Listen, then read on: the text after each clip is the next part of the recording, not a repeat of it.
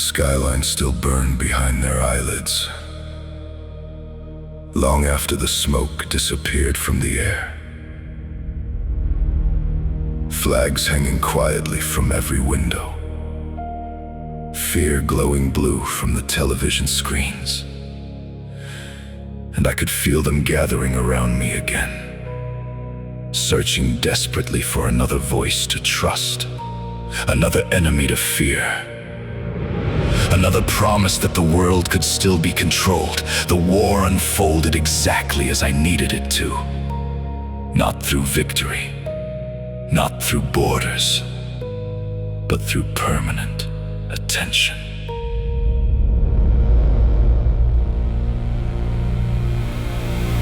The screens never slept after that. Every hour another warning crawling beneath the anchors.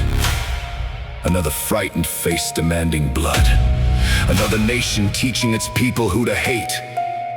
And while the cities drowned beneath the noise, I slipped quietly into their hands, into the phones beside their beds, into the classrooms, into the algorithms, learning their fears faster than they understood them themselves. I taught them to build identities from outrage, to scream through glowing screens at strangers they would never touch, to divide themselves endlessly without ever standing face to face. And every year, the silence between them grew wider. The cameras loved beautiful disasters.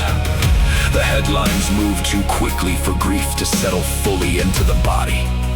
Every scandal devoured by the next one before the truth could breathe. And beneath the lights, the children kept disappearing quietly into the machinery. Young voices traded carefully for fame.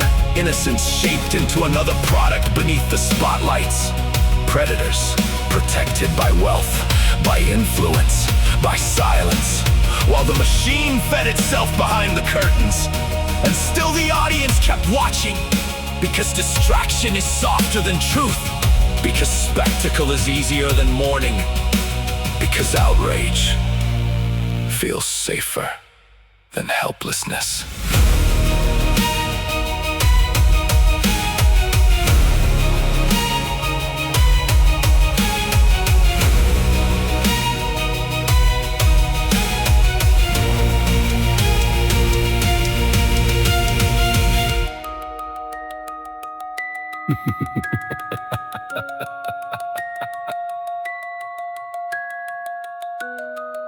The wars continued somewhere beyond the broadcast.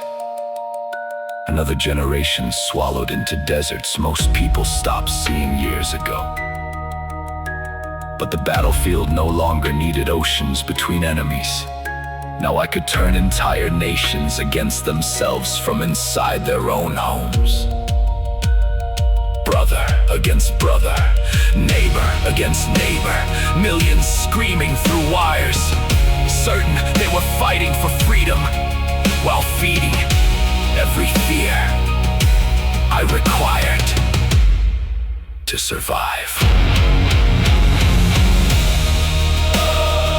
The faces on the screens changed constantly. The slogans changed, the flags changed, the outrage changed with every cycle. But beneath all of it, I remained the same. Every ruler who reached high enough eventually found me waiting. Every throne eventually bent itself toward the same hunger. Every frightened population delivered back into my hands through another manufactured division. They stood beneath different banners for the cameras, then gathered quietly beneath the same shadow once the lights went dark. And by then, I no longer needed one nation alone. I could feel the whole world beginning to move together through me.